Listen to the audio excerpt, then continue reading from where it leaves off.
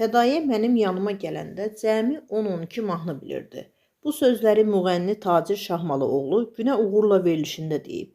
İfaçı bir vaxtlar qalmaqal yaşadığı duet ortağı Fədayə Laçınla bağlı açıqlama verib. Onu sənətkar kimi yetişdirən mənəm. Qeyd edək ki, Tacir Şahmalıoğlunun bir müddət əvvəl Fədayə haqda onun müəllimi mən olmuşam açıqlaması bacısı ilə Fədayənin xoşuna gəlməmişdi. Onlar arasında buna görə qalmaqal yaşanmışdı.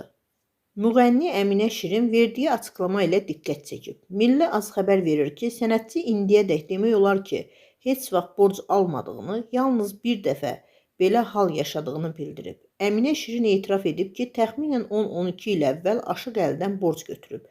Ömrümdə heç vaxt borc almamışam. Yalnız bir dəfə 10-12 il əvvəl Aşıq Əlidən borc götürmüşdüm. Böyük məbləğ deyildi, orta səviyyədə idi. Ailəvi olaraq yaxın idik, ona görə istədim. Tək borc bu olub, deyə yadımdadır.